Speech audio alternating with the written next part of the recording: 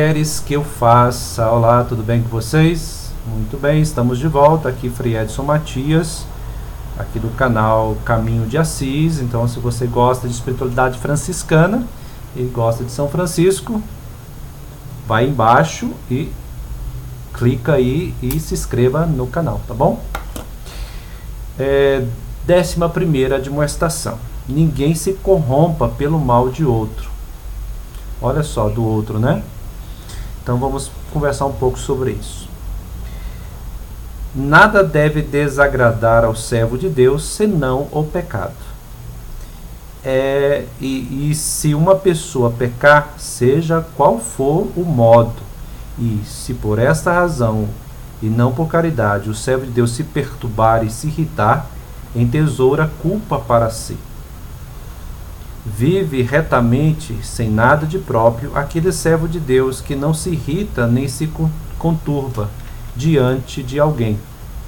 Feliz é quem não retém algo para si, dando a César o que é de César e a Deus o que é de Deus. Tem uma sabedoria aqui de Francisco de Assis, os primeiros irmãos aí da caminhada, que é impressionante. Olha, nada desagrada ao servo de Deus a não ser o pecado. Francisco deixa isso claro já de imediato na admoestação. Só que ele continua e vai dizer o seguinte: e se uma pessoa pecar, né? Primeira coisa ele fala, o pecado desagrada o servo de Deus, certo? Certo. E se uma pessoa pecar, seja qual for o modo, e se por essa razão e não por caridade, olha só, o servo de Deus se perturbar e se irritar, entesoura para si culpa.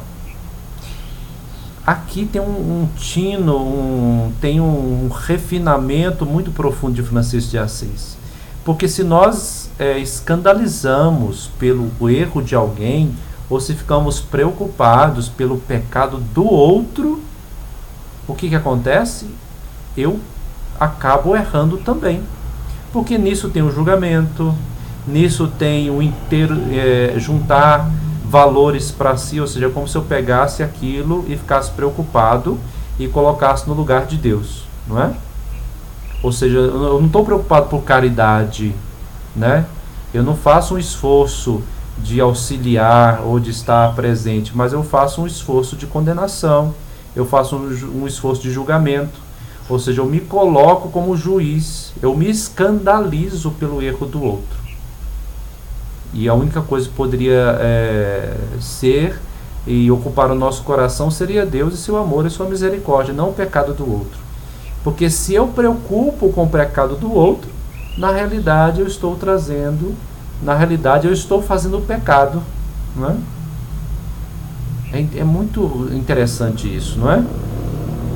Porque convém, se for por caridade, sim, né?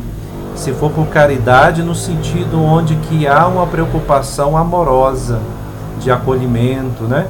Francisco não estava interessado se aquele leproso que ele abraçou, se ele estava em pecado, porque naquela época, lembra disso, que o leproso era considerado pecador, porque naquele período, Jesus também já herdou daquele tempo, né?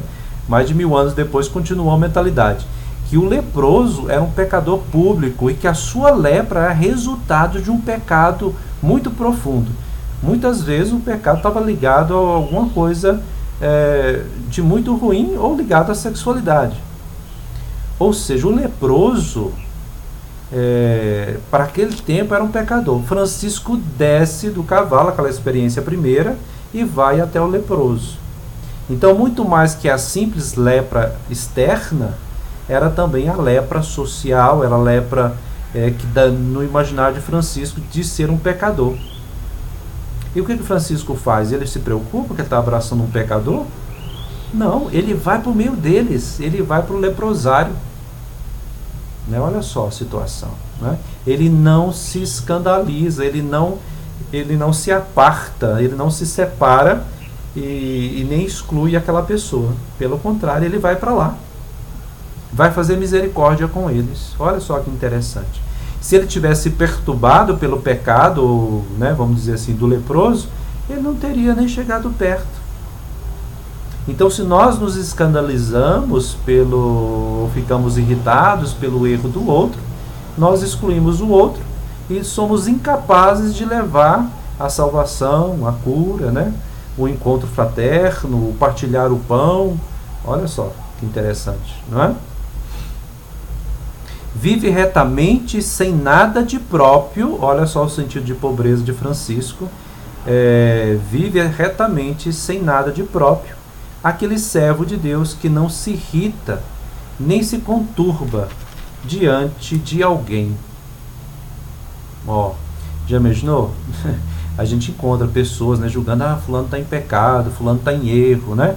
Está escandalizado com o outro. Na realidade, ele está aumentando o mal no mundo, né? O mal em si mesmo, porque alimenta um sentido de mal em si próprio, não deixando espaço para Deus, toma para si o julgamento e acaba se afastando de Deus. Feliz é quem não retém algo para si, dando a César o que é de César e a Deus o que é de Deus. É quase dizer assim, numa linguagem bem, talvez um pouco popular, e às vezes até algumas pessoas usam no sentido até vulgar, né? Mas no sentido assim, cuide da sua vida, né? Mas é no sentido aqui cristão que eu estou dizendo. Procure cuidar da sua vida de relação com Deus, de proximidade, de meditação. Cultive o amor, a misericórdia, o encontro pessoal com Deus, e isso vai despertar o encontro para com os irmãos. É mais ou menos isso, cuide da sua vida, não cuide da vida do outro nesse sentido de julgamento. Cuidar sim da vida do outro como demonstração de caridade, de compromisso, né? De saber assim, nossa, você também é feito do mesmo barro do que eu, né? No sentido metafórico. Você também é fraco como eu e eu entendo o que você está passando, né? Estamos juntos e o que você precisar de mim, o que eu puder fazer por você, eu vou fazer.